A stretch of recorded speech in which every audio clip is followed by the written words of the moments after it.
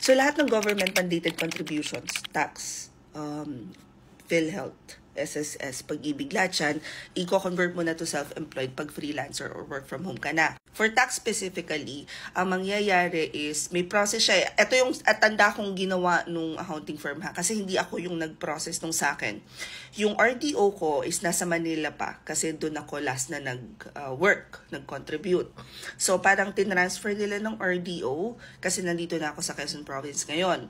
Pagkatapos, yung accounting firm ko, ang gagawin na lang nun, magsasend na lang sila sa akin ng bill nila for yung monthly retainer nila as my accounting firm. And then at the same time, sasabihin nila kapag halimbawa bayaran na ng tax, eto yung babayaran mo na tax, ganun. Now, just a heads up, kapag below 3 million yung kinikita nyo, 8% pa lang siya. Kapag pumalo na siya ng 3 million pataas, magiging 12% na siya. Ang kagandahan lang dahil may accounting firm ako, send na lang ako ng send sa kanila, transfer na lang ako ng transfer kapag may babayaran na. So I don't necessarily have to worry about going to BIR or kung online man yung payment, kumbaga sila na yung nag-aasikaso para sa akin. Halimbawa naman, mag-a-apply ako kunwari ng loan, kailangan ko ng yung paperworks, kailangan ko ng audited financial statement. So tawag na ako na kailangan ko ng ganito, ganyan. So yun, ganun, kadali siya. Versus kung ako mismo yung mag-aasikaso, syempre yung pagre-resibo pa lang, yung everything.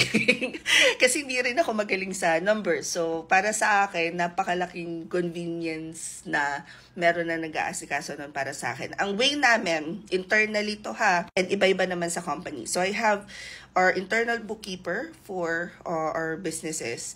And then, kada resibo, for example, resibo for Shopee or sa mentorship, resibo for mentorship, or resibo for client, isasend lang namin doon sa GC. Isasend ng bookkeeper ko doon sa GC. Tapos, sila na yung nag-uusap. Kumbaga, sumasali na lang ako sa usap pag meron ng ambagan, ganon. And by ambagan, I mean may babayaran ako sa tax. Anyway, I am tagging Sir George of GA Consulting kasi sila, nag-a-assist sila sa mga freelance. Sir George, dapat meron na pala ako talagang referral program. Ganon. Anyway, si Sir George kasi, mas marami siyang videos educating Filipino freelancers kung paano nga ba mag-process ng tax even if hindi sila yung i-hire nyo. Hope this helps. Comment any questions you guys have about working from home. Follow for more work from home chismis. Bye!